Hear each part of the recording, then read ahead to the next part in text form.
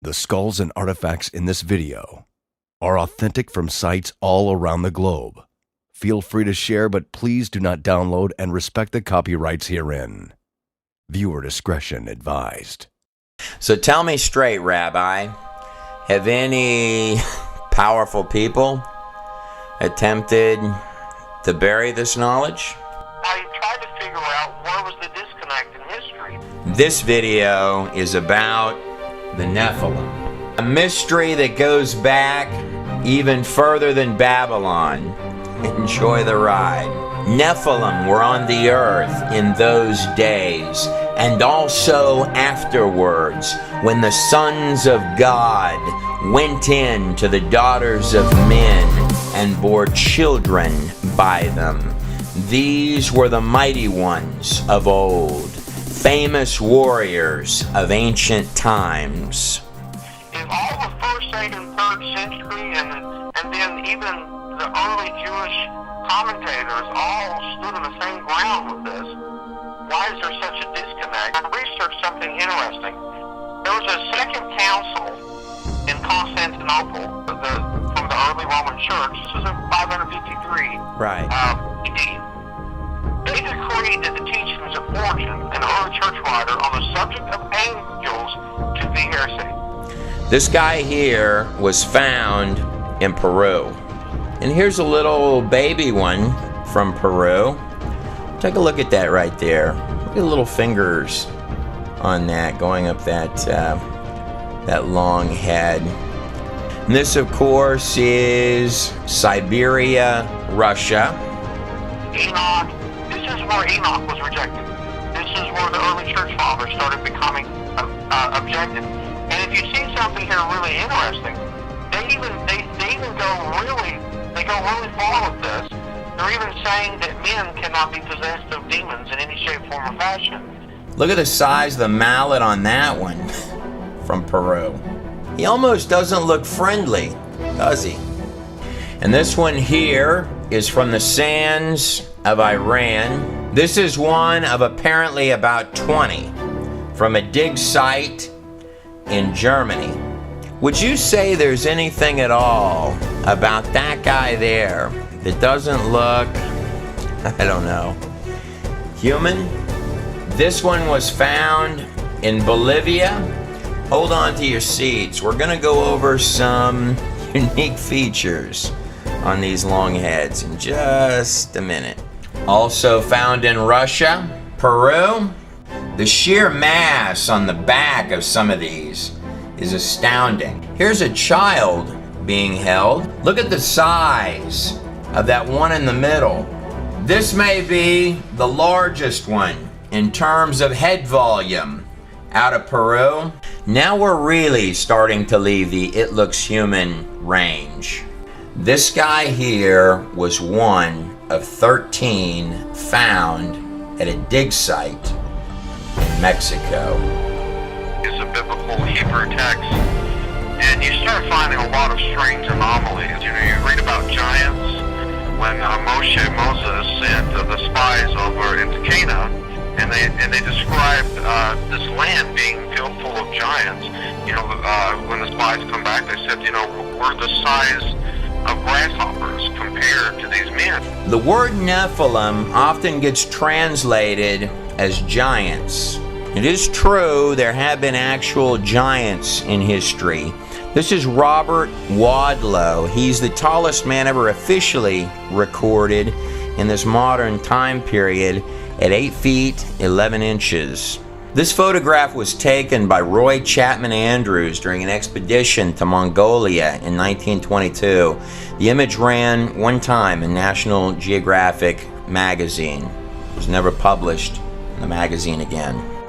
Samuel's describing a guy with 6 fingers and toes, and he's not calling it a deformity. Now, I've seen people with kind of a split toe, but it's a deformity. These are 6 working fingers and toes. I actually found an ancient picture from Babylon of a giant with 6 fingers and toes, and the giant is actually holding a lion, and he is so large that the lion is held like I would hold a cat. Like I'm saying, Trey, only if you're reading in the Hebrew are you going to see how deep this goes and how actually clear it is.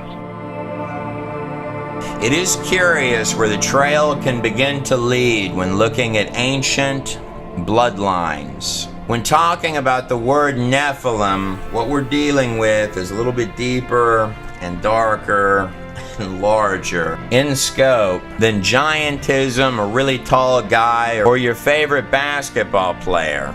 The term Nephilim became synonymous with giants because that's what they tended to be. It is by no means limited to that meaning. In fact, the word Nephilim is more of an umbrella term for the hybrid children, creatures of any high strangeness, which are actual flesh and blood, biological products of the B'nai Ha-Elohim, the fallen angels.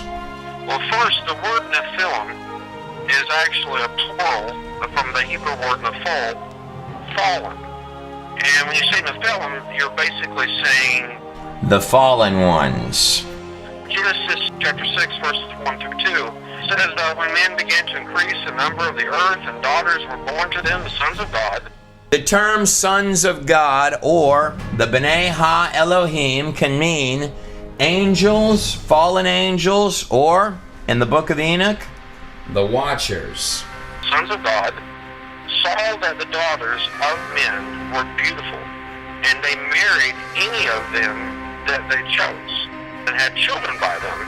So at this moment, without going off of any of the physical evidence, and before taking a really deep look at these skulls, or peering into the history, and just using the text alone, in any authentic text, whether you're dealing with actual angels or you're talking about fallen angels, these are not Hallmark card creatures. These are extremely powerful entities.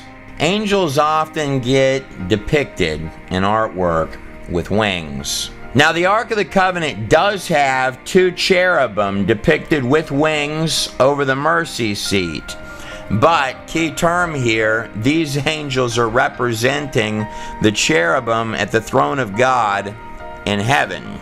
But I can't find one spot in the entirety of the Greek or Hebrew biblical texts where angels, dimensional beings, B'nai Ha-Elohim, stepping through into this reality, had wings.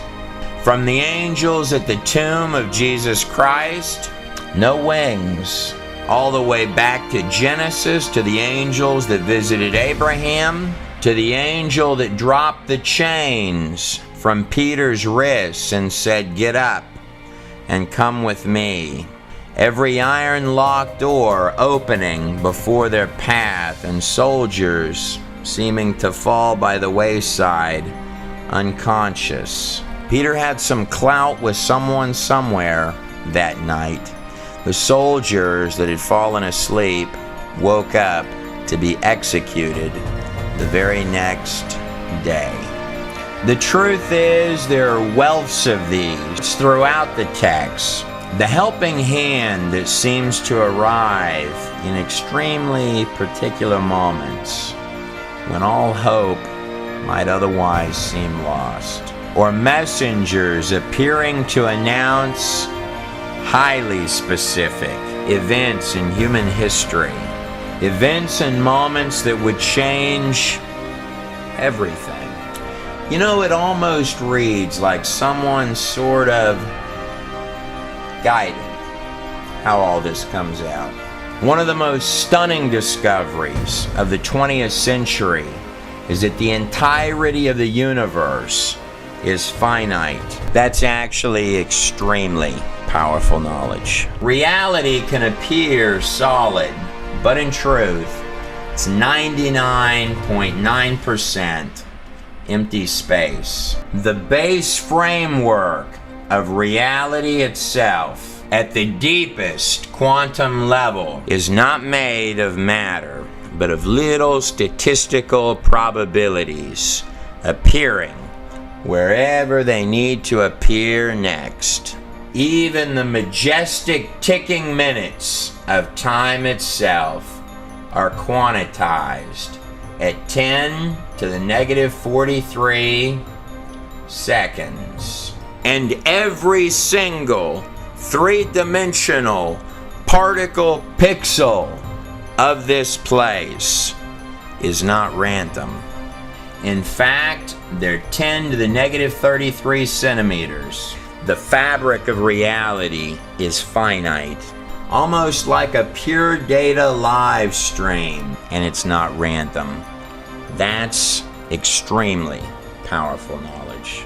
It was Albert Einstein who once said, reality is merely an illusion. When you hear the physics guys talking about the universe as a hologram, or saying that our reality is a simplified projection of a much more complex reality, or saying that time, space, and matter are synthetic, I don't know if I like the term projection. It seems far too limiting. Or mathematicians who might say that the whole place appears to be a product of mathematics, which our mathematics are extremely inadequate to describe. It is true that a created thing can never understand the full scope of who created it. Bottom line, that this place is couched in a much larger spiritual and dimensional reality. These are the words of Paul when writing to the Hebrews. Do not forget to entertain strangers, for some have entertained angels unaware. How can a spiritual being, an angel, or even a whole set of fallen angels, give actual birth to its own genetic line of anomalies? How can something spiritual, dimensional, interact with something physical? I'm not sure that the lines are quite that black and white. It was Jude, the half-brother of Jesus Christ. Mind you, this comes right before Jude quotes from Enoch 1:9. Enoch would be the seventh from Adam, the great-grandfather of Noah in the book of Genesis. Genesis 5:24, and Enoch was not, for God took him. God really liked Enoch. And so Jude is saying, even the angels, which kept not their first estate. Angels there is talking about fallen angels. The term kept not their first estate has a dual meaning in that sentence.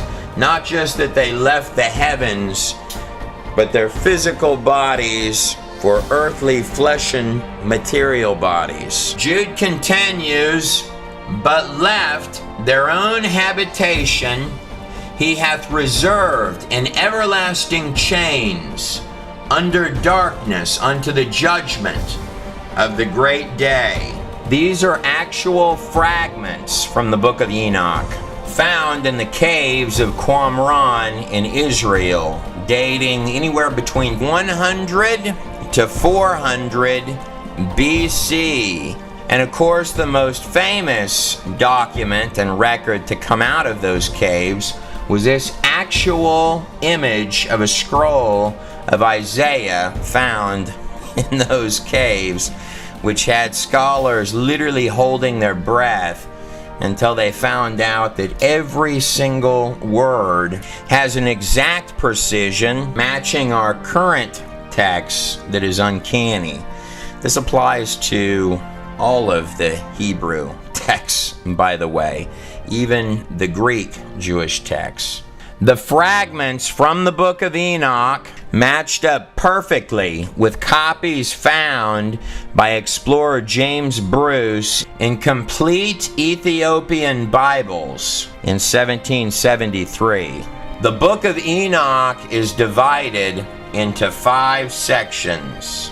It's in the Book of the Watchers, where the bulk of the Qumran fragments come from, that Enoch is telling you that a set of 200 fallen angels made physical entrance to this place. This would have been prior to the flood of Noah, as Enoch was the great-grandfather of Noah. In fact, this would have been more than 1,000 years before Noah, as Methuselah, the longest living man ever recorded in the biblical text, lived 969 years. If you do the math on it, Methuselah actually died the very year, or 7 days, before the flood. Curiously, the name Methuselah means his death shall bring, or perhaps more precisely, his death shall bring the judgment. Speaking of strange skulls, skulls like this one here are what the archaeological community often refer to as Neanderthal skulls, like this actual image of a Neanderthal skull on the screen here. Now, there are all sorts of variation, shapes, and sizes of monkey bones on the planet Earth. Monkeys and humans are grandly different in their bone structures. This is a human skeleton, and this is a set of monkey bones, like this actual bone structure of a gorilla on the screen right here.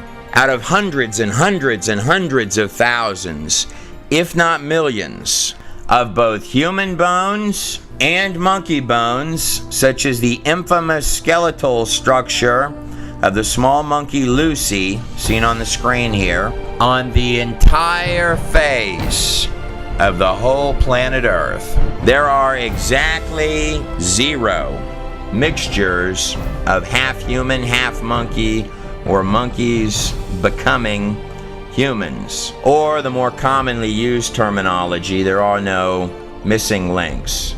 This doesn't come as terribly surprising to me, because genetically speaking, within the DNA of any living, breathing organism, animals are restricted within their animal kinds. They have certain body plans. For example, horses can breed other variations of horses within their body plans. Same thing with dogs. They can have subtypes underneath that body plan and variations, but dogs cannot breed rabbits or horses. Taking the genetics one step further, every living organism, its digital software coding, its actual DNA, is losing coding over time. It's weakening, deteriorating. It's not just animal species that we are systematically and slowly losing, not gaining, in the order of 1,000 to 10,000 different creatures annually, depending on whose numbers that you listen to, but we're certainly losing things as opposed to gaining them. And following suit with that, the DNA, the actual digital software of life itself for every type of creature, is also weakening with every generation. The same as would happen as if you make a copy of a copy of a copy of a copy of a copy of anything, you're going to see it weaken, not strengthen. A Neanderthal skeleton and skull is absolutely identical to a modern human, except for a few key features.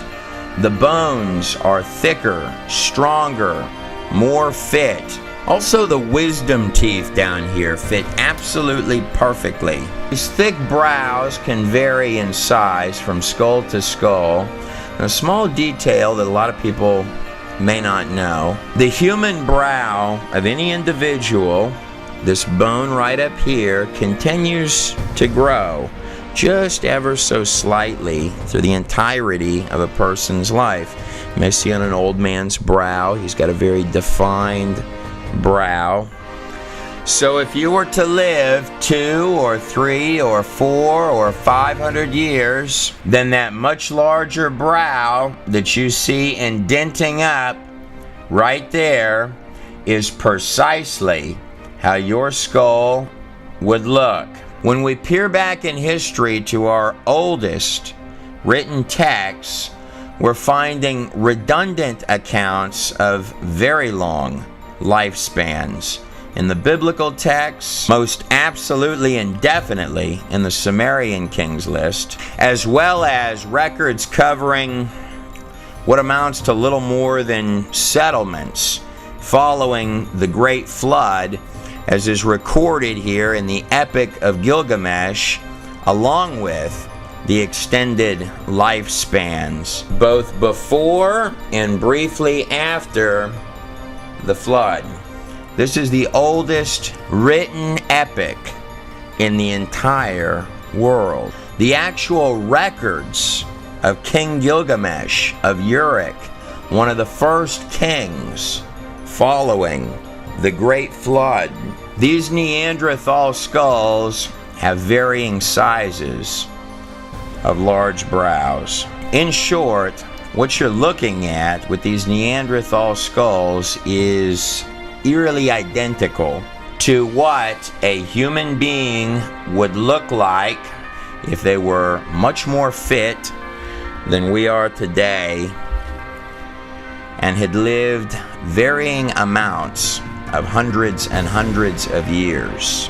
From a genetic perspective, no one actually knows what causes death or initiates the death process, capping us out at anywhere between 100 and 120 years, almost as if someone flicked a switch off inside the coding. Every single cell in your entire body is programmed to regenerate and renew itself. But when dealing with the topic of the Nephilim, we are by no means talking about elongated years and larger brows, stronger bodies and wisdom teeth that fit perfect like a glove, the extremely long years resting on the large brow of the forehead. Nor are we fiddling around with old monkey bones. The truth, however, is that there are a lot of human-esque bones on this planet which can very easily, even to trained experts, blur the lines between was it human or was it something else. Now, there are a lot of tribes that have done varieties of things to their bodies to achieve a number of different effects, including the binding of the skull to produce this elongated shape on the back of the head.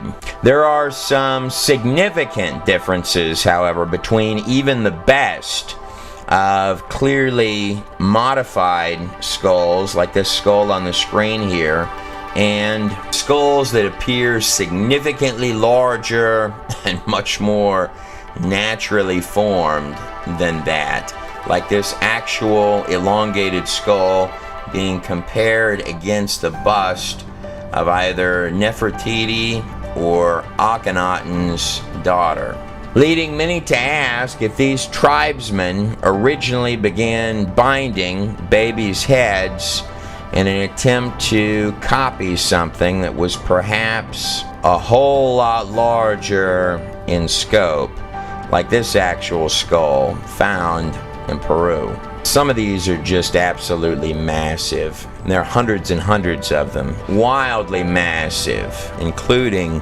children that already have the features. One of the first red flags that you're dealing with something that is incredibly strange is that the actual head volume of the elongated skull is at least 25% larger in its head volume than a regular human or even an old human skull. These are in fact quite different.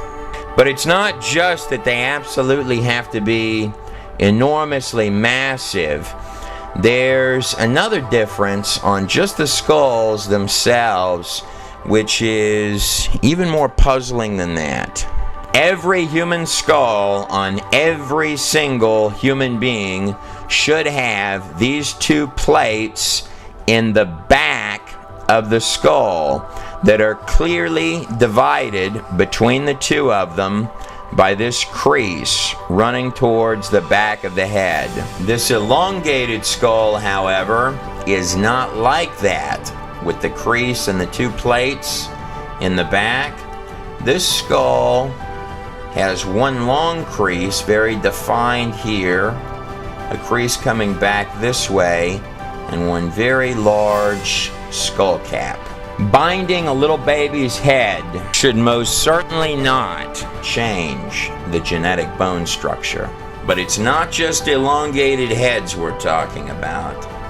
We're also talking about giants, like this Thailand image holding the enormous sword and the two fangs or tusks coming out of the mouth.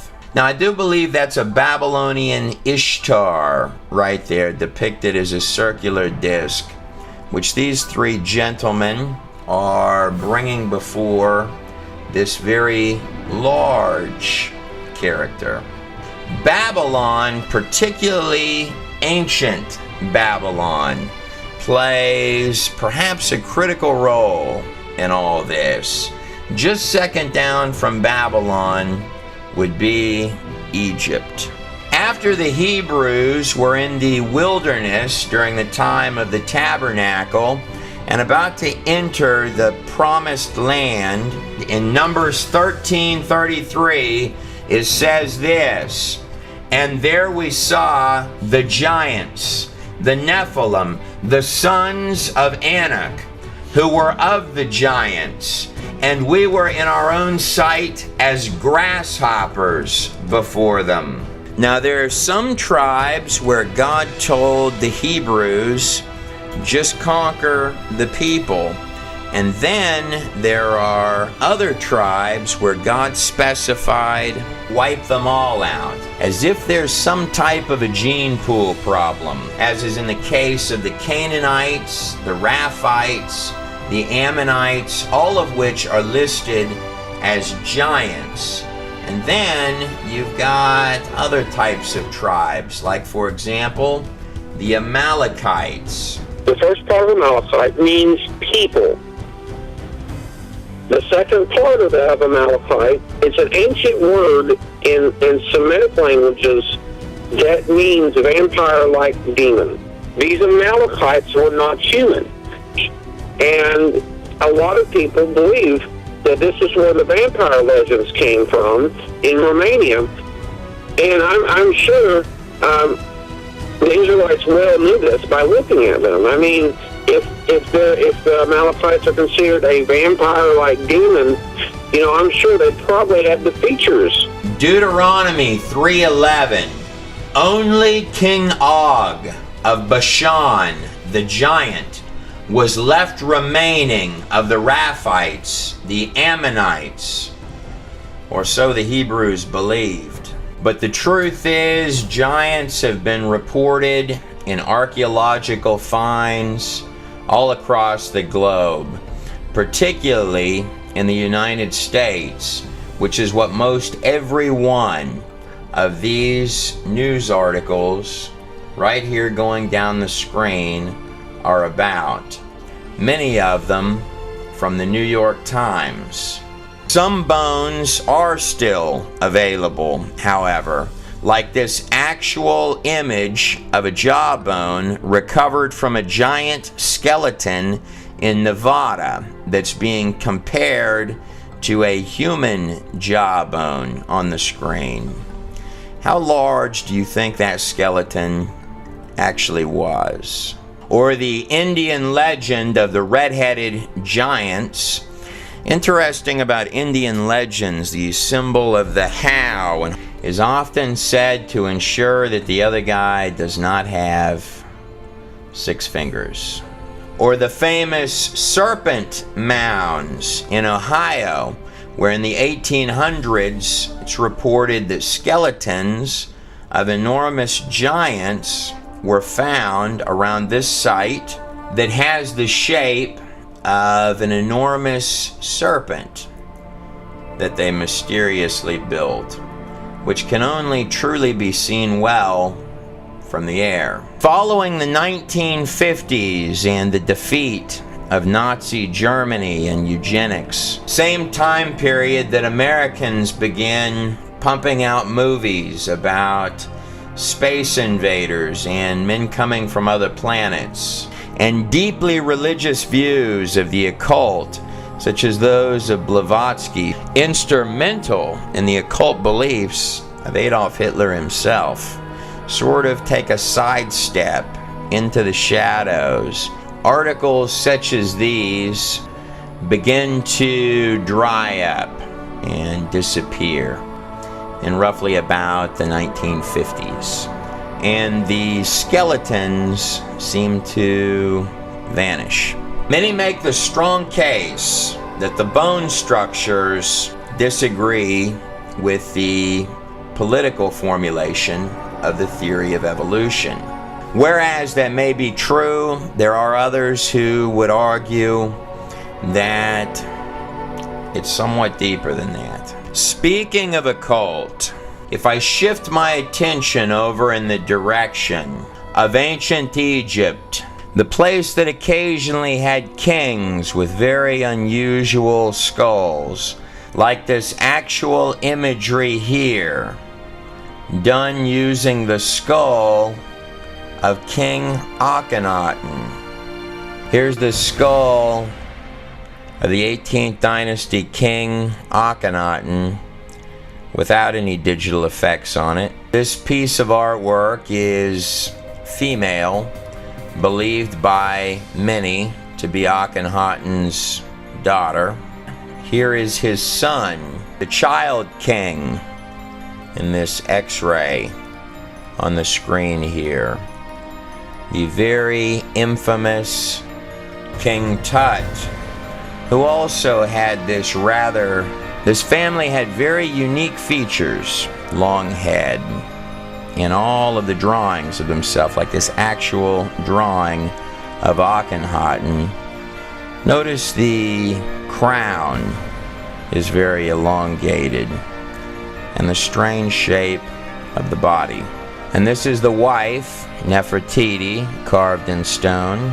This king moved the most powerful palace in all of Egypt to rule over an area called Amarna, to take the pinnacle of power and throne of the empire from Thebes and Abydos and the land of the old gods all the way up here to a newly prospering place called Amarna, which is directly across the Red Sea from Sinai. Curious thing about the ruins of this particular dig site, it has a reported 365 outdoor altars, the practice of worship of one god, a mesmerizing place stretching into the horizon. And it's an entirely well-drawn community, all three of which are not Egyptian practices, they're Hebrew practices. One thing that Akhenaten and his son, King Tut, both proved is that even god kings can die. Both were killed with remarkably similar bashes in their long heads. I personally think that the Visor Eye did it in cahoots with the head military general Ramses, great-grandfather of Ramses the Great. But I wasn't there, and the statute of limitations has run out.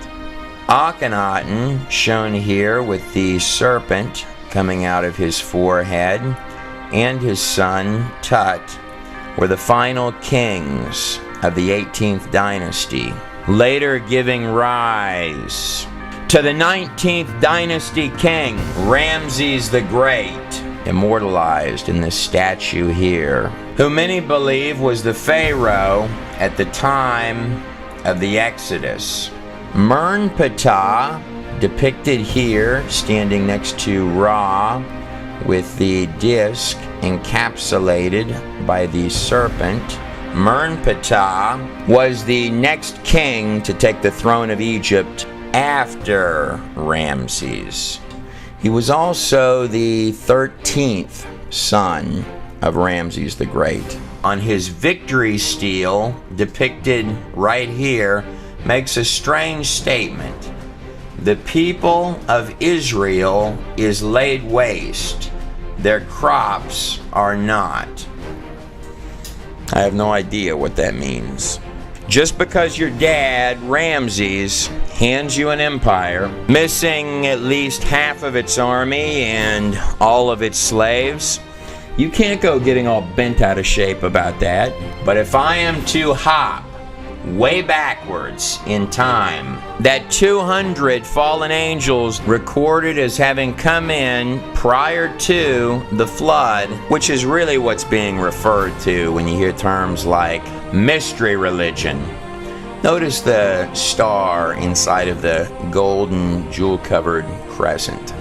Covered in the book of Enoch, alluded to in the book of Genesis, as well as many parts of both the Old and New Testament, as well as ancient texts and hieroglyphs that we'll look at, and writings all across the ancient world, being recorded in large scale prior to the flood, and then in a smaller trickle of a scale following the flood. There are at least 277 flood stories from cultures stretching every conceivable part of the globe. Some of them bringing you right to the front doorstep of that flood, like the Epic of Gilgamesh from 2700 to 2900 BC. Every mountain range on Earth contains fish fossils, marine life, and even seashells found on top of Mount Everest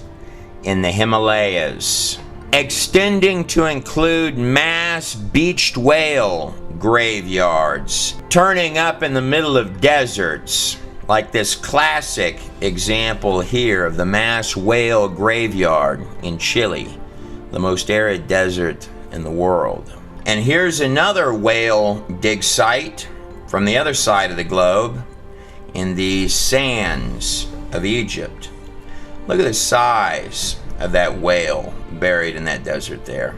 Plant and animals are found buried and fossilized in every single layer and strata of the top layers of the earth. Creatures of every possible kind of animal that we see every day are found mixed in underneath the earth, along with mammoth-sized creatures, which don't seem to be around anymore. And these animals of every genre and flavor are often found in mass graveyards, like this actual dinosaur graveyard seen on the screen here, as if the animals were herding, and whatever happened fast, hit all at once, and was unexpected.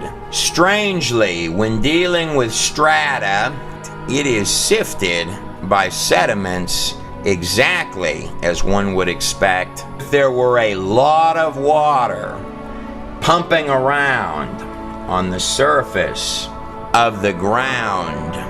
One of the enormous challenges of dating anything is that you have to know what the pre-existing conditions were. For example, this dragonfly fossilized on the screen here has a 2.5 foot long wingspan. Dragonflies take in perfectly the amount of oxygen that they need to fly. If one were to assume that atmospheric conditions, oxygen levels, and carbon levels in the past were like this, when they were actually way up here like this, that would indeed pump out numbers that were very large all across the board. This dragonfly on the screen could not lift up off the ground and fly today. We find extremely high oxygen levels in little bitty air bubbles trapped in ancient tree sap, even buried in common things that we might not think about. Look at the size of this modern day elephant in comparison to this giant animal here, Bronchiosaurus. Much of this stuff requires an entirely different and much more lush environment. This elephant is about the size in girth as the base of the neck of this animal. Bronchiosaurus would have a terribly difficult time lifting its body today. And that is but one tiny example of an Everest-sized mountain of thousands. The most common method of dating in this present day is using fossils to date geological layers and using geological layers to date fossils. So some would call this circular reasoning. One thing that I find fascinating, not only are there mass burials of animals underground, but there are mass burials of trees going all sorts of different directions. Some of them, interestingly enough, going vertical. What this means is that you would have trees that would have had to have been standing up for millions of years while the layers of strata form around the tree. No one really knows how many of these there actually are, buried all over the place underneath the ground. This is believed to be the oldest living tree on Earth. Its name is Methuselah, and its age is believed to be 4,840 years old, give or take, which is interesting because if you're using the Septuagint or the Masoretic texts, and even using Gilgamesh as well as the Sumerian Kings list as a reference point, you're going to come up with a flood date a pinch more than 3000 BC, maybe a few hundred years more. And old Methuselah would have been born just a little bit afterwards.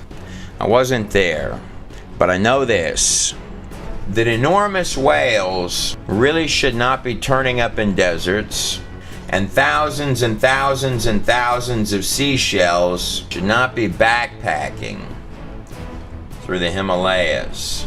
Trees don't generally stand up for tens or hundreds or millions of years while layers of sediments build up around them. I'm thinking that maybe real big flood did it.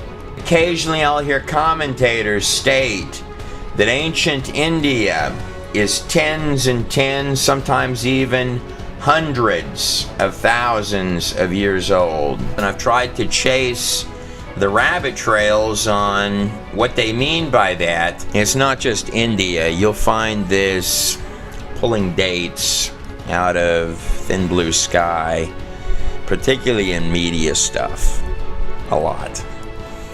I can't find what they're referencing. The empire of India began following the death of Alexander the Great in 323 BC.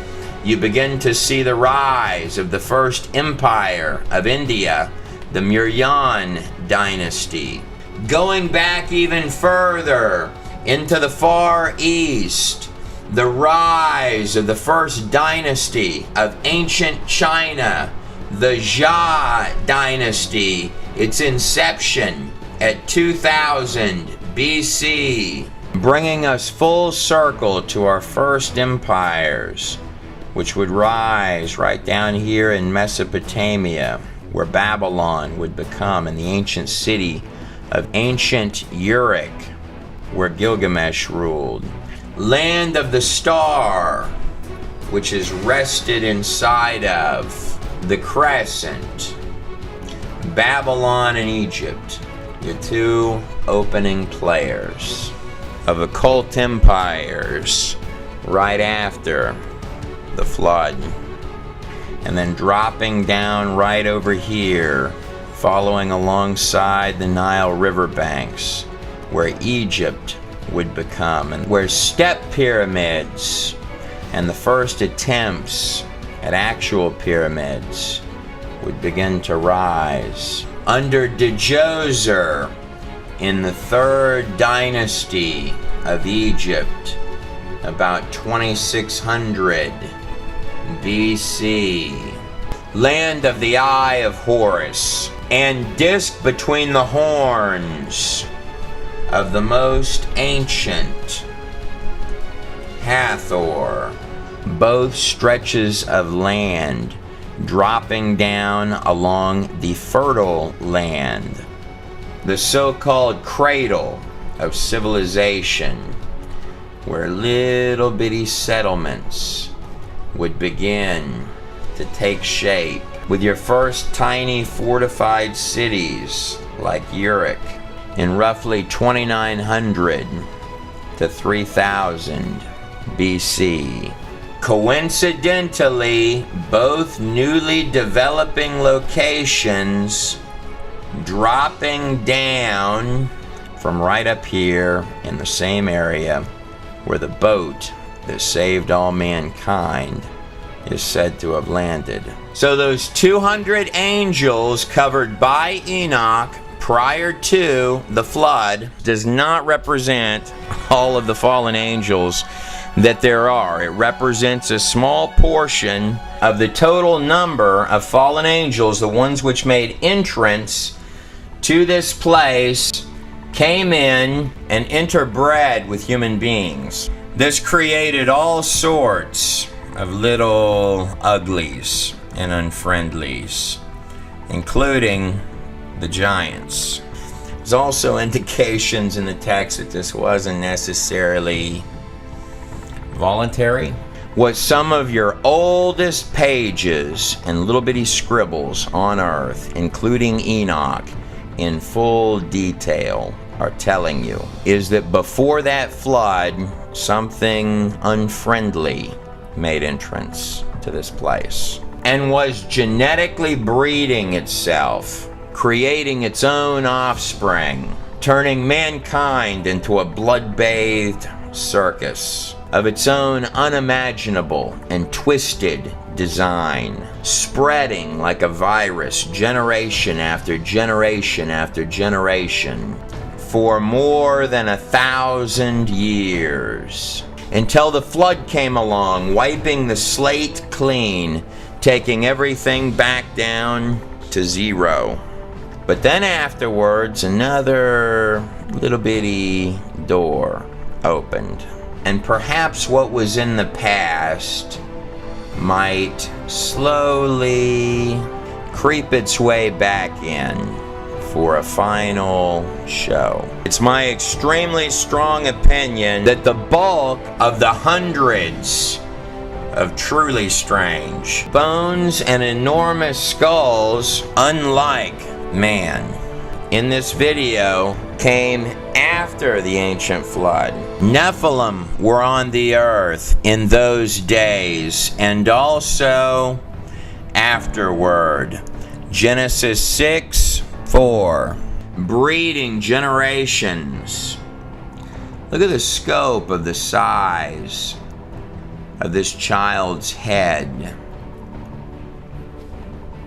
And then breeding even more generations. The size of the eye sockets are enormous. Moving up this large skull. And then dropping down to breed some more generations. And here's another little baby one. And then breeding even more than that. And look at the eye sockets in comparison to the size of the skull. atop that tiny skeleton. Enoch 7:3. And when men could no longer sustain them, the giants turned against them and began to devour mankind. It really is absolutely astounding. It's almost impossible to believe that what you're looking at really is real. This one commonly gets called the Royal Redhead. A special thank you to Brian Forrester,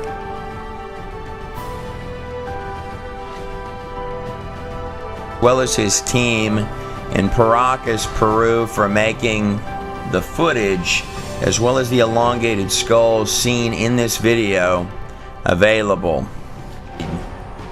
That is one strange head. Enoch continues, and they began to sin against the birds and the beasts and the reptiles and the fish. I have absolutely no idea exactly what that means, but it doesn't sound good. And to devour one another's flesh and drink the very blood. It is curious that whether in a biological or a spiritual sense that is equally as deep, if not deeper, than even the mysterious thing that we call consciousness, which seems in a very real way to plug us in to reality at all. There's always something uniquely special about the blood. It is an interesting verse that we've all heard in Leviticus 17:14. You've heard it a million times. The life of all flesh is in the blood. The real word is actually saying the ruach of every sort of flesh is in the blood. It's saying the spirit of the flesh is in its blood, not the life. That has been not a poor translation, but a mistranslation. It is important to note that after death, the blood is no longer usable, as if it's lost something. Every living organism on this planet is constructed of three-dimensional digital coding, like zip files, pure data, zero junk code in every single strand. Tit for tat, line for line, which opens up click by click by click to become a living biological organism. All of it fitting together like a perfect glove. And deeper inside the genome, the framework of pure biological software and precision operating system, file folders containing actual body plans, digital instructions, coordinating every strand, every cell, every little bitty part, pulling the molecular fabric of every piece together to create a biological masterpiece, literally written, birthed into reality itself from scratch, and seemingly plugged in to neurologically and consciously control every single system of the entire biological masterpiece. It's not just consciousness, the intangible controlling the tangible, which is a paradox. The living blueprint for what you call you is alive in every single drop of your blood. One could quite easily come to believe that there's something a lot larger in scope going on here. It does say in Genesis 1:26 that God Himself created mankind in His own image and likeness. It's a powerful statement. When you're dealing with the ancient past, or things which may even boggle the minds of trained physicians, let no detail, no matter how seemingly trite, slip through the fingertips. To truly understand Babylon and the time periods lasting to this modern age, the more recent past from which these skulls likely come, one could easily make an extremely strong case that we are merely infants running loose in very short-term little bodies, biological machines, through which we peer out consciously into this thing that we call the material world, built and constructed right out of thin air by digital coding, light years more sophisticated in each and every single strand than all of the computer software made by man combined, all the way back to the very first computer. What the pages of Enoch are saying, as well as the Hebrew texts and cultures all across this globe, is that something has tried to plug itself in and insert itself into all of that. Enoch is not just talking about a set of very dark, fallen beings and producing their own hybrid children. It goes a lot deeper than that. What he's telling you is that these fallen angels, which produced the Nephilim, neither completely angel or completely human, but something in between. So what he's literally saying is when they die, their souls come out from the race of giants that came from this union, gave way to a brood of evil spirits. And those are the foul spirits of the earth, the demons. The Nephilim die, they become or get added to the number of demons. Beings which later cultures would call the underworld gods, the shadow creatures from all of the ages of history. Things and creatures that can possibly bleed through from a realm that might be just as close as the air between your fingertips. Now, it is always eggs and semen that things like this are after, right? Or be summoned. Notice the little baby down there in the image. There's a big part of me that thinks that that thing there might not ultimately want to be friends. Almost like whatever it is, it's close enough it can see you. Enoch used the term the Watchers. But in terms of evil, the deeper, darker, more twisted and macabre, the better. And the higher the place of the carnage. These aren't fallen angels. If he casts them out, the fallen angels can go. They can go to the high places. But these aren't fallen angels. These are demons. These are Raphaim. These are dead Nephilim. Don't forget that I brought up the high places.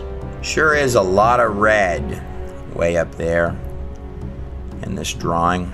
The more vicious and brutal, the more bloody yet venomous, terrifying and precise. The ceremony as if intoxicating things that dwell in the darkness. One of the most respected names in the field of ufology, his opinion shared by notable others such as J. Allen Hynek, was none other than Dr. Jacques Vallée.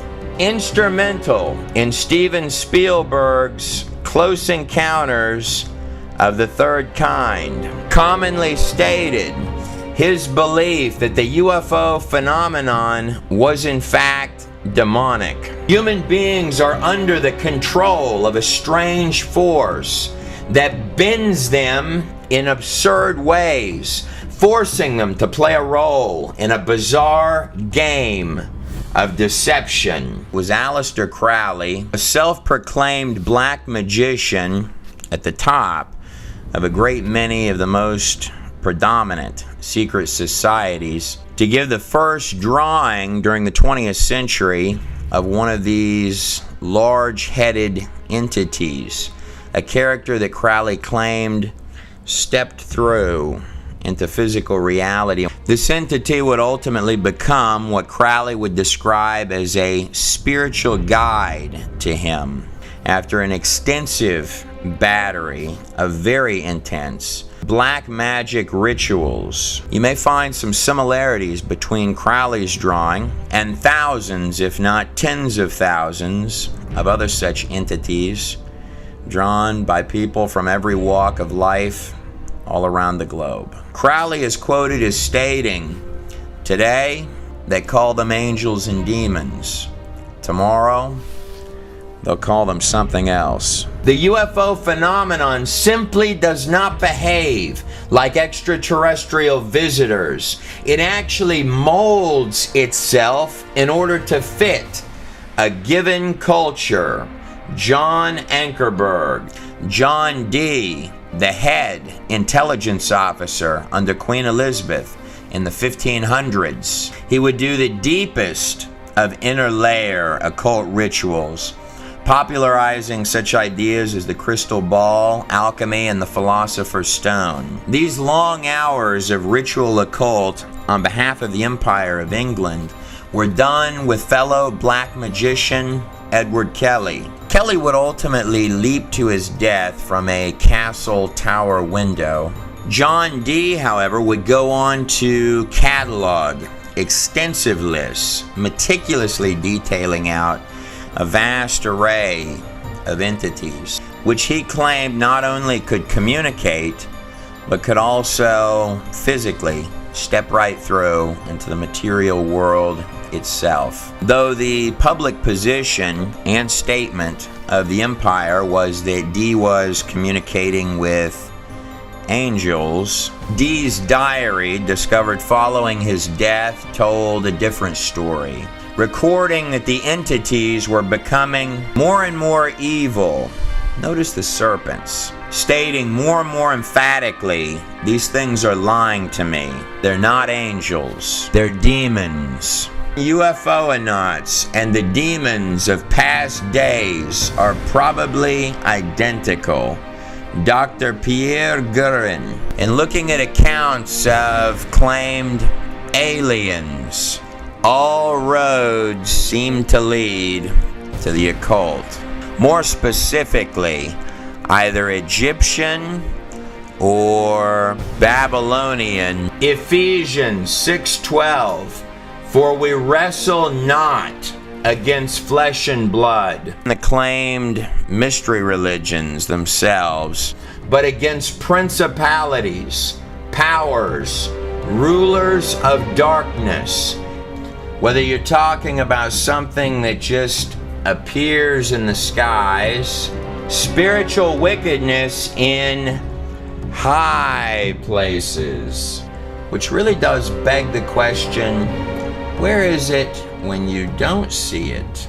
One theory which can no longer be taken very seriously is that UFOs are interstellar spaceships with Sir Arthur C. Clarke, or physically step through into this reality. Your ancient texts are taking you at least 10 steps further down the rabbit hole than that. I have yet to meet one person who has come out of the occult that does not have, in some cases, terrifying and extremely tangible and real accounts to give. I also find it particularly interesting when I've gotten to sit down with people who have had life after death experiences, most especially if they were legally dead for any number of minutes and have actual medical records. Hell or ancient shield, whether it be from someone in the occult or someone from an after-death experience, some strikingly eerie similarities. These bland, sort of expressionless, pull-you-in type characters with sort of varying degrees of sinister evilness, described almost like a diminished alternate version of Earth that the person steps, as if the ground level is being described as lower or different, or falls right inside of, with things that literally grab hold and herd the people into actual pit-like cages, wherein at that point the descriptions of the creatures get even worse. Things much more disturbing and twisted than what may channel in to be portrayed as physical artwork and representations of something through the imaginations and the minds of men. Ephesians 2:2, in which you used to live when you followed the ways of this world. What fascinates me is when people look up and they describe, and the ruler of the kingdom of the air, like these sky city type of apparatuses, this spirit who is now at work in the sons of disobedience, sort of hover in a murky or black, dark, scarred horizon. Whether in personal accounts or even in Enoch, you get these hints of things that are in the air and things that are moving. But diving below, where the people are quickly snatched and drugged to the side by the apparent welcoming teams, they'll talk about a lot of serpents ranging from enormous creatures to these more or less human-sized things, often with man-like or human-like features, similar to the wisdom serpents or serpent gods found in every single major ancient culture with uncanny similarities. Look at that big old serpent crawling inside of the crescent-shaped moon between the two Babylonian Ishtar stars. I do believe you're going to find the serpents like the one these three fine fellas are praying to in nearly every belief and religion on earth. The serpents, no matter what size or shape they're described as, just like any of the other characters within the place, always had this ancient old one, yet vicious and precise, kind of highly intelligent twist. It's also noteworthy to point out the similarities historically of bones or warped protrusion like horns, which is in this recreation of Egyptian artwork. Notice the extra set of horns on top is empty, whereas in this rendering, between the horns, you've got this little disc resting on top. An environment described at the core of its beating heart, decrepit almost with this vibe of mechanical madness combined with living dead organism of tentacles and fangs. What some might have been calling the second heaven, the said diminished realm well beneath heaven, and decrepit much more than the earth, littered with sophisticated type things in its skies, where the fallen angel, Lucifer himself, is said to rule for a short span. Almost like hitting the show code key, the virus side of reality, and cavernous needing a breath and a drop of water flames. Probably the most terrifying part of all of it is that the things there wanted you there, in their clutches for some reason. It's a prison that collects things that no one will ever come to help. I'm not going to physically or personally go in to check any of that out. I'm willing to take other people's word for it. Was Jesus Christ who described heaven as a place full of many mansions and likened hell to this actual place here, Gehenna outside of Jerusalem, where the trash was burned. He was giving this analogy to common men, to sheep herders, couched in a way that they could understand it. As if the human body itself is nothing more than a shell, a vessel, a confining temporal instrument, binding one to a specific location in both time and space. Of those who have tried to describe heaven, though there are so many, from every possible age range, background, and culture, Enoch's pre-flood account is extremely precise. People commonly talk about this unusual event called the rapture in the Bible. There are technically 7 of them, by my count. Enoch is the first one on that list, and he is the 7th from Adam. Wonder if that has a meaning. He stumbles for words at least a dozen times in his document, stating to you, I wish I could describe what I'm looking at. And then afterwards, talking about this place as if it doesn't even feel real anymore. Now, to understand these things called Nephilim, or the origins of physical evil, important to recognize the entire scope. But perhaps before taking a critical look at that pre-flood world of Genesis, or the kings with enormous lifespans before the worldwide flood in the Sumerian kings list, or analyzing the pages of Enoch, great-grandfather of Noah, I want you to notice the Greek Titan. Creature is part God, part man in this image, with his arms like a crescent, holding the large disc in the middle. Same as what Gilgamesh claimed he was in the Epic of Gilgamesh, the oldest written epic on the face of the planet Earth. The Titans, the sons of Saturn, or sons of Satan. And this isn't just Babylon or ancient Samaria, the place of the Anunnaki, the biblical sons of Anak. Kings and rulers of ages past, reaching out their hands to summons the deepest regions of darkness in an effort to beckon things that bite the very hand that feeds into this place. The sacrifice of little children, deeply seated, derangement, shedding of innocent blood to Moloch or Baal, working darkness into a frenzy, playing the drums louder to drown out the screams, almost like a virus reaching out to grab its own desires through an extremely naive host.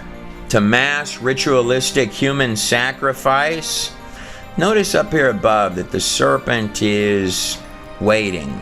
It's almost as if the idea is that they're feeding something, that the moment his eyes roll closed, that there's something on the other side waiting for him to come through. Notice how the serpent is used as encapsulation, as if to define ownership. It says something really fascinating in Genesis 3:15, right after the eating of the fruit and the serpent in the garden. It says, I will put enmity between you, the serpent, and the woman. The serpent is coming out from the forehead, the place where the third eye, or the mind's eye, would be placed. The eye of Horus, or the all-seeing eye, floating mysteriously above the pyramid of bricks built by men. As a side note, it is curious how strikingly similar the eye of Horus looks in comparison to a human pineal gland inside the brain. And dimensionally peering into this world through the glass darkly. And of course the Inca, with the symbol of this little bitty owl, sort of peering through. And between your offspring, the seed of the serpent, and her offspring, he shall bruise your head, and you shall bruise his heel. Now take a good look at these symbols that look like little horns with a circle inside them on top of the head of these two serpents. Here's an enormous version of the same symbol. You're going to find quite a lot of these in ancient Egypt. Perhaps quite often on the head of an Egyptian goddess. And there's the little serpent. But it doesn't always have to be represented like that. For example, this golden cow's head here. See here, even the cow's got a little serpent with the two ears or horns that make sort of a cradle. Stars always representing angels inside of it, with the sun shining light out from behind the ears inside of the cradle. But the sun also sort of looks like it makes an eye-shaped appearance going around it, or a crescent moon with a star. Now when you're talking about stars, like this large representation of a Babylonian Ishtar sitting couched inside of its crescent, the stars, when used in ancient texts, are extremely often symbolism for angels, or perhaps even a very particular fallen angel. The answer goes all the way back to the Temple of Hathor, to the mega complex of Dendera. Hathor goes all the way back to King Narmer himself in Dynasty 0. That's King Narmer right there from the Narmer palette found in the Temple of Horus. Notice up here the long crown on the head of the king. And at the top of the palette of the first king of Egypt, the first symbol of the face of Hathor. A literal temple for storing the history all the way back to the inception of ancient Egypt itself, with the symbol of Hathor crowned atop the serpent's heads. The Egyptians believed that the kingship of all Egypt started with one named Osiris, a dead man who would be brought back to life by Isis. Osiris would be infilled and reanimated by the spirit of an underworld god. Notice the wings on the goddess. And then up over here, the little horns with the disc in the center. The flesh of the reanimated Osiris is generally a murky bluish green. This union of a resurrected dead man and a winged creature would give birth to what they called Horus. Notice the disc in this image no longer is encapsulated with horns, but instead is simply wrapped with a serpent. This shape is not two horns. It's the shape of a woman's womb, which is why it's on the head of a fertility goddess. And the solar disk, or sun disk, in the center is just like the star was for the Babylonians. And the sun in their hieroglyphs is owned by the serpent, the symbol for the ruler of the air. Inside the crescent, the birth canal, or the moon being represented in the feminine, in which the sun symbolically has rested inside of, and producing Horus, the new little eye that is peering through and watching. Notice down here the serpent again with the little disc on its head.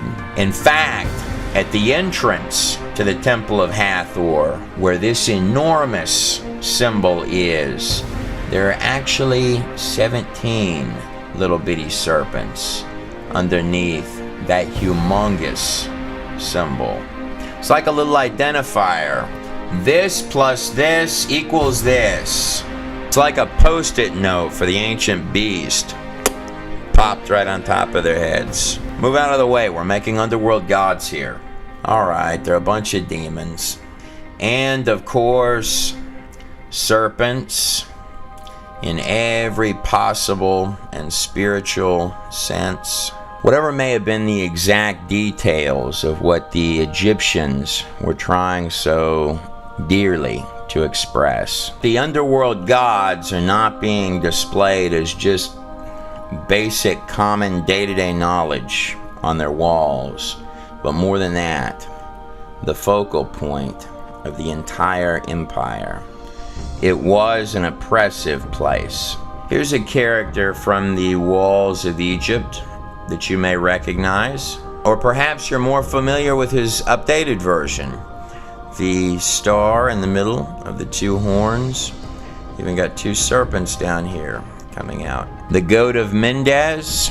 This text is from the Egyptians' most treasured document, the Book of the Dead, chapter 175, where Atum, who would later combine with Atum Ra, herein listed as the High Supreme God, states this: "Then I will be what will remain, just I and Asur, when I will have changed myself back into the old serpent, who knew no man and saw no God." The pain, poverty, and hardship of common people does seem to follow that star. Cambodia, you have the Naga serpent kings. In Hindu, Vishnu sleeps in the cosmos, nirvana, with the serpents. Perhaps King Solomon was right. There's nothing new under the sun. Most all ancient cultures, particularly Babylon and ancient Egypt, believed that their gods, which could be physically summoned to manifest, were in the underworld. When you hear Luciferians and occultists throughout every age talking about the ability to summons little spookies, things that most certainly do not have your best interest at heart, or entities, very tangible things. Not only does it hate you, it wishes that it could be you. It's my extremely strong opinion that they are not making that up. This was believed to be a dimension running parallel, side by side with the earth, and equally as real. A place full of hate, anger, bondage, terror, total lack and despair. A place where mankind is herded up and cast to the fangs of a vast array of frightening things. But in the very halls of pentacles of power throughout the ages of earth, men from nearly every age of empire, both great to small, in pursuit of mankind's age-old hang-ups, lust, greed, power, or the really big one that goes all the way back to the serpent in the garden itself. Ye shall become as gods. Softly whispered lies, almost like the whole thing is a test. Trinkets in exchange for everything. Now, if we go back just a pinch before the first step pyramid in Egypt under Djoser, and I hop back over here to the land of Samaria, later Babylon, to the little tiny settlement of Uruk, called by many the oldest city in the world, and by some the rising New York City of the ancient world.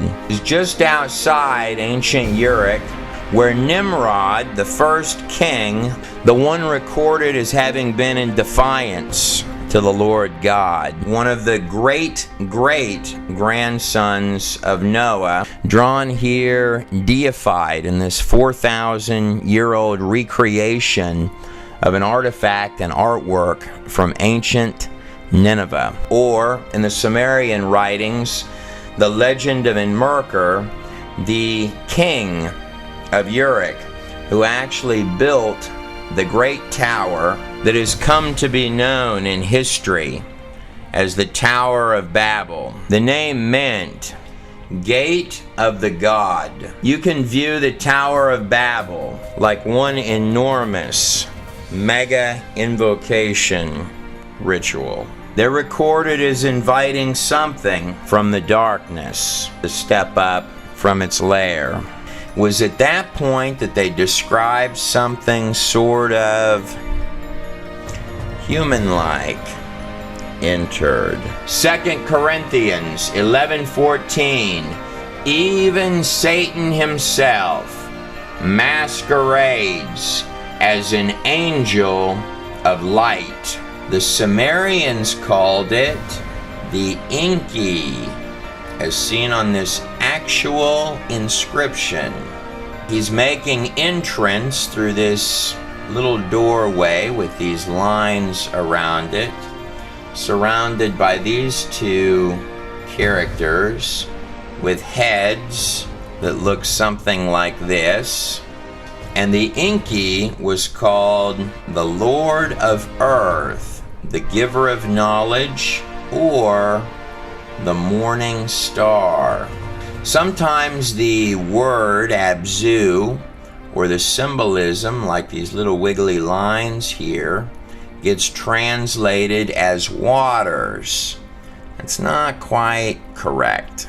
The word Abzu means abyss, which is where the Enki, being summoned here, is coming forth out of.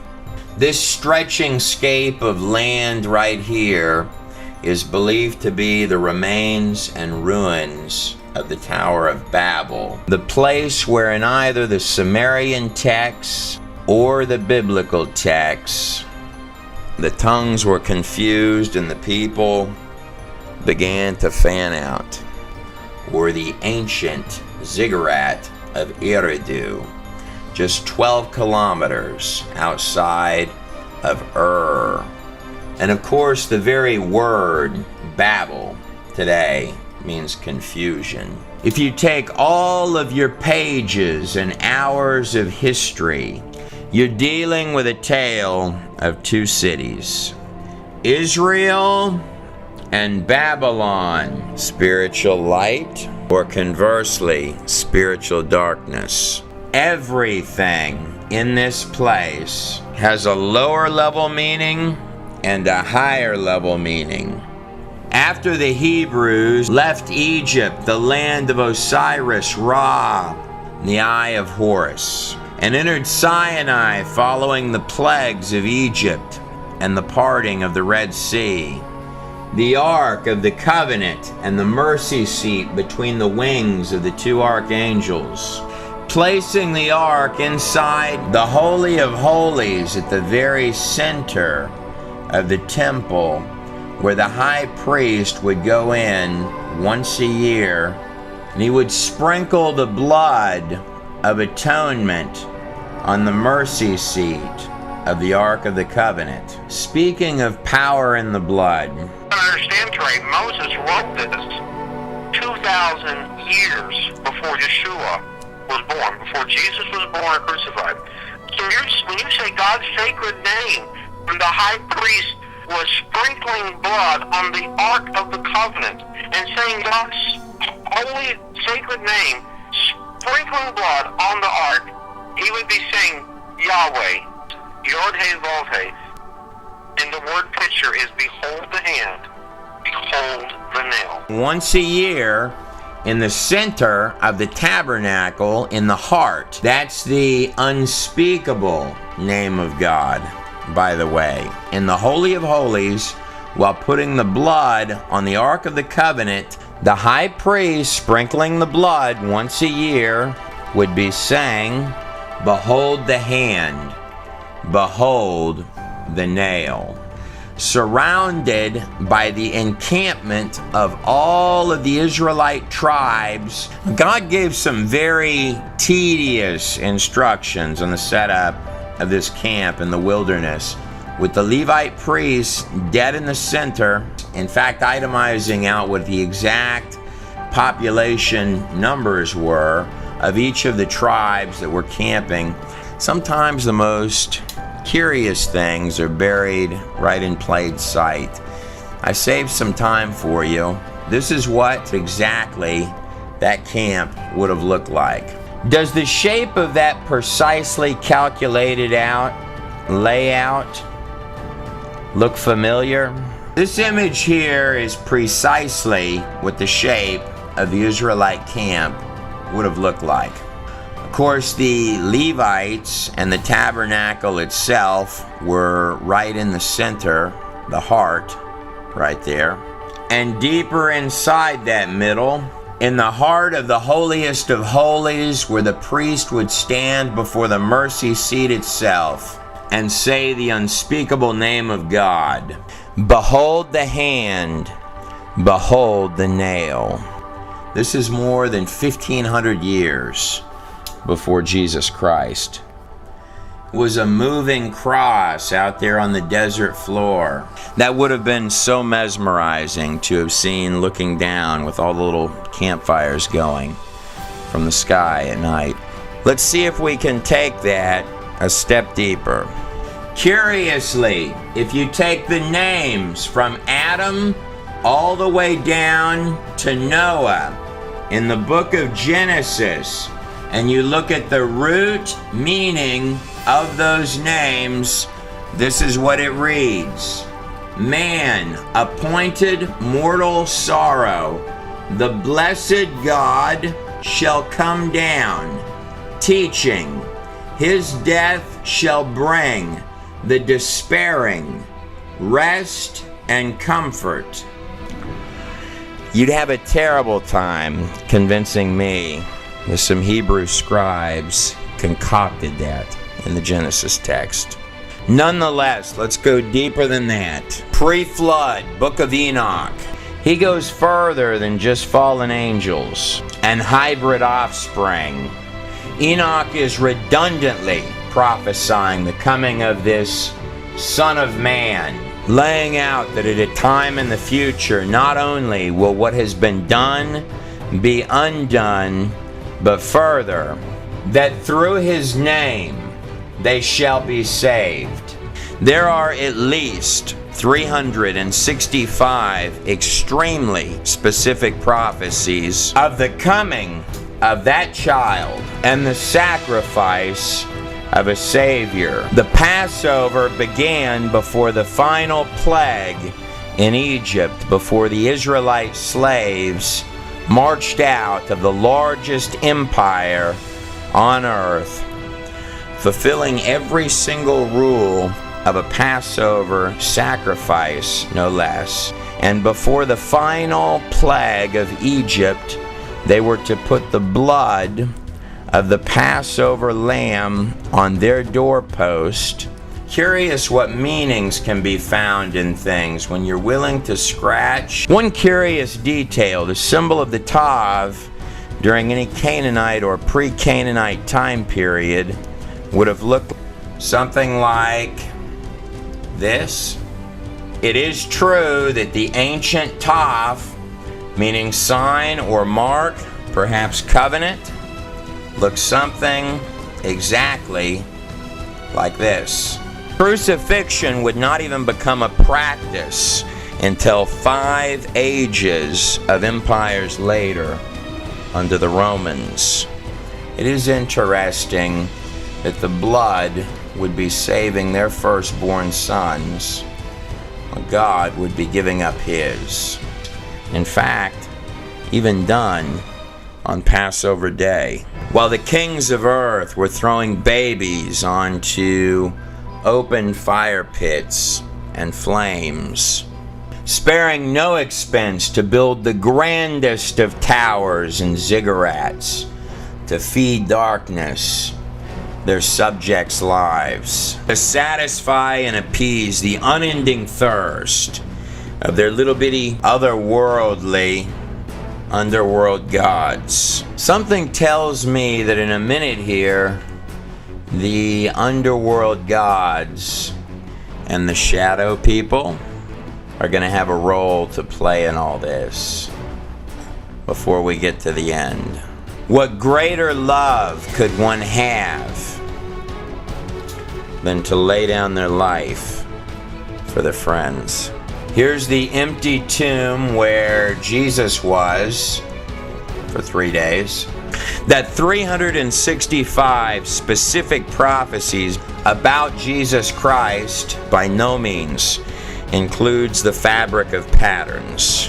There are at least 4 times that many for the second coming. The hours when all the old scorecards get tallied up than there are for the first. Restoration and the entrance and return of the King. But out of all of those prophecies, there's only one other person other than Enoch who used this term, Son of Man. That would have been Daniel, who survived the lion's den, while in the very heart of Babylon, no less. It's astounding how these things work out. Was Daniel who interpreted the king of Babylon, Nebuchadnezzar's dream of the 5 empires leading to the end, including Nebuchadnezzar's own, and not including the 2 before it. That makes a total of 7. Wonder if that means anything.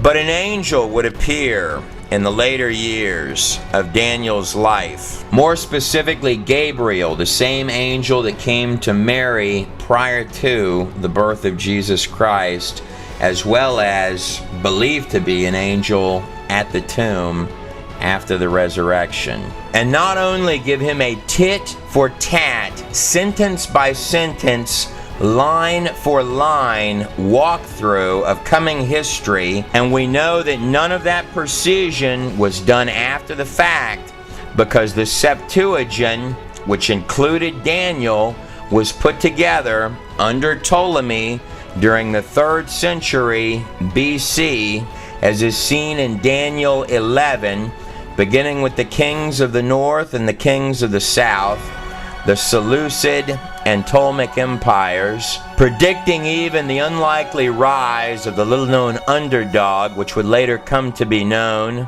as the Empire of Rome. Those are some really impressive guesses, but by far the most impressive of the entire bunch is that Daniel would predict the exact day and date that Jesus Christ would enter the front gate of Jerusalem on the back of a donkey, fulfilling Zechariah 9:9, that the people rejoice as the king cometh on the back of a foal donkey.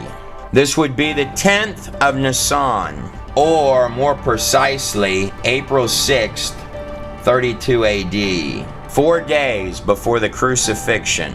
Daniel is giving you the exact starting point. Daniel 9:25 states, "Know and understand this, from the time that the word goes out to restore and rebuild Jerusalem until the Anointed One, the King, comes."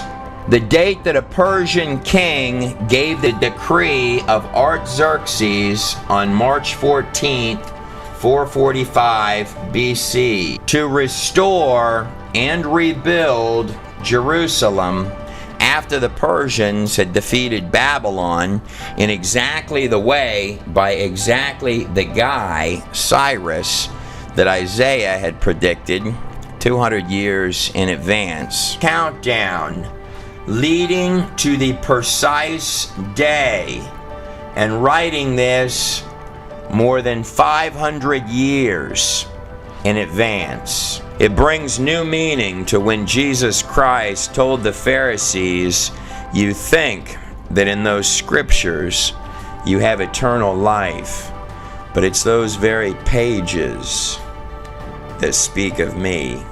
Because of the mass reports of healings and blind eyes open on many occasions, the masses had wanted to make him king, but he never allowed them to praise him and declare him out as king until one very particular day that Daniel had given the math for more than 500 years in advance. Arriving at the front gate of Jerusalem, the religious leaders, the Pharisees, told Jesus, "You have to shut these people up. This is heresy." Jesus replied to the Pharisees, "If I were to silence these people, indeed I tell you, even the rocks of this place would cry out."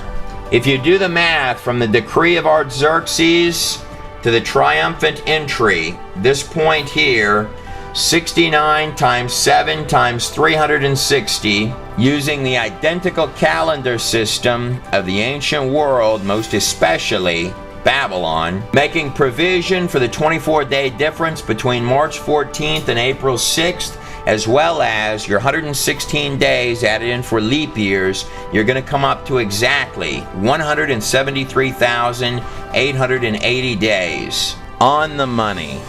Daniel's margin of error, more than 500 years beforehand, from that angel's lips, was precisely 0. But if I hop backwards, much before Daniel, before even the young King David, stamped into the pages of history for the highly unusual, miraculous defeat of a six-fingered giant named Goliath. But going back past even David, the one often called a man after God's own heart, beyond the days in the wilderness, then even the time in Egypt, back to our first little starting gate cultures, down here in Egypt and over here in Samaria, the place of ancient Uruk, where Gilgamesh, depicted here as statue, ruled. Right here to the land and area of Ur. Now that is a giant holding a lion, right? Where Abraham, the father of all the future children of Israel, was living. Many believe that Abraham could see the base of the Tower of Babel while growing up. And then it begins a little something like this. "Get thee out of thy country, and from thy kindred, and from thy father's house, unto a land that I will show unto thee." Abraham would ultimately travel over here to exactly where modern-day Jerusalem is. "And I will make of thee a great nation, and I will bless thee, and make thy name great. And thou shalt be a blessing, and I will bless them that bless thee, and curse them that curseth thee." That's a very big promise. One night he woke up with hot sweats and horrors that the Lord had shown him that his descendants would be slaves in a foreign land for 400 years, but that God himself said that he would judge that nation. "And in thee shall all the families of the earth be blessed. Genesis 12, 1 through 3. What those pages are telling you is that the Hebrews, Israel, was the delivery system for the Savior of all mankind, leading full circle to the most well-known passage in the whole masquerade of particles that makes up the planet Earth. For God so loved the world that he gave his one and only Son, that whosoever believeth in him shall not perish, but have everlasting and eternal life.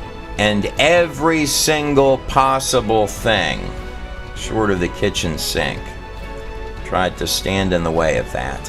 What those pages are saying, all of them, is that you, no matter who you are on the other side of the screen, were born above even the angels.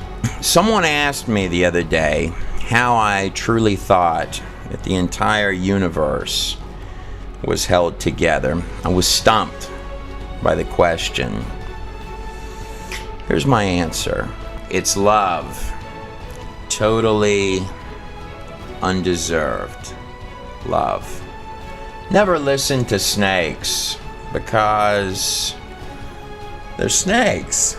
You were born to be free in every possible sense, in both this life and the next. It's my extremely strong opinion that the shadow people are not your friends. Go on your own journey to ask these very same questions. Your life is worth that. Oh, before I forget, Jesus did say another thing to his disciples. In Matthew 24, it says, "So it was in the days of Noah, so also shall it be in the day of the return of the Son of Man." One can only wonder what exactly that might mean. It is true that the grand finale of any fireworks show is always at the end. I'm Trey Smith, and I hope you enjoyed the video. Here's some fireworks for you, of the friendly kind. Look at how that skull actually does have an enormous skull cap on the back, that it is genetically different in its bone structure than a human skull. It's not just that the head is longer, it's actually got a different structure.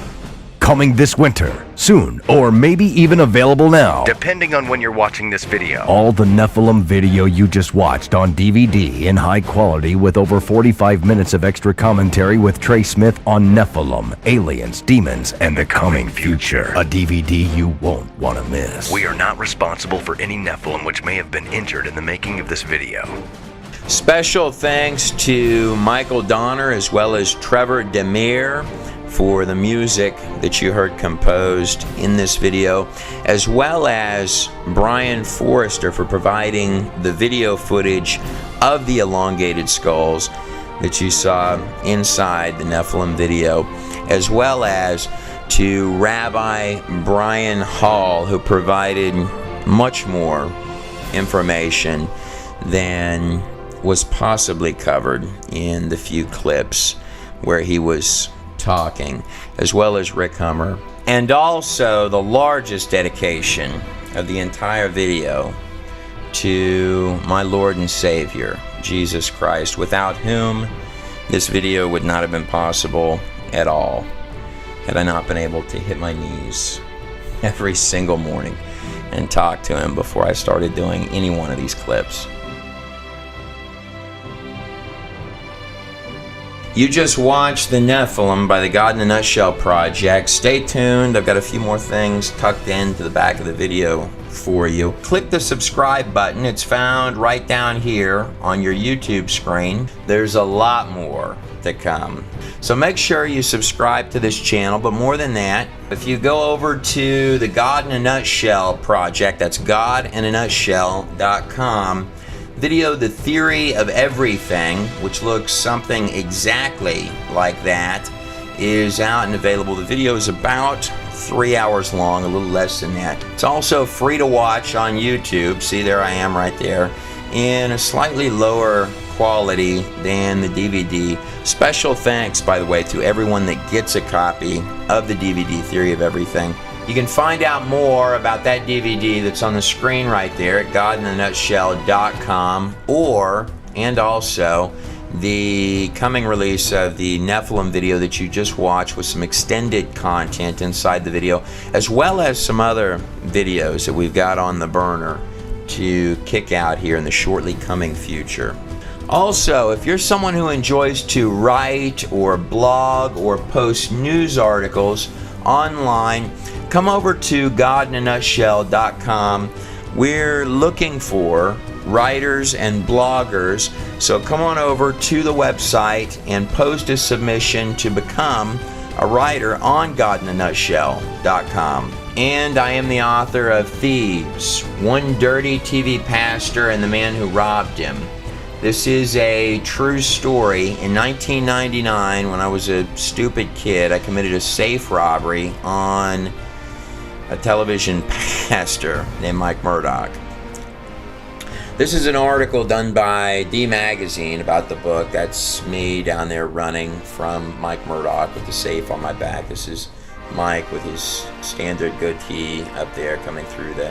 To me, it all sort of feels like it happened in a different life at this point through the television screen. He looks a little bit angry in that picture there.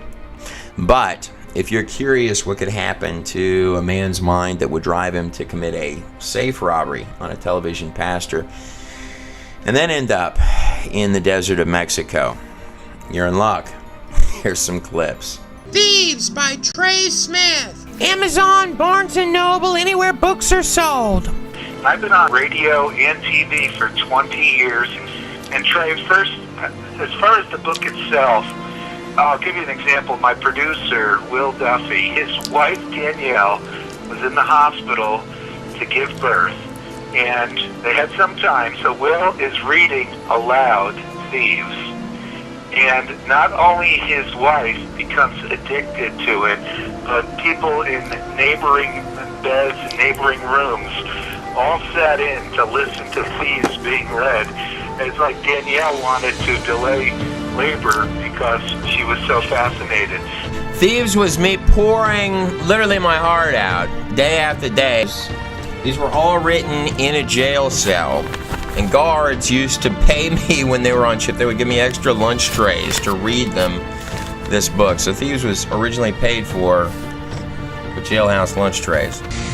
And then, after the safe robbery, when I'm on the run from a television pastor in Mexico, it really kicks into high octane. Sometimes I would just stop and say to myself, there's not a lot of really great ways for any of this to end. Crazy as it seems, though, it did all end well. I promise. Thank God for that. I'm pretty certain that you're not going to find anything like this anywhere.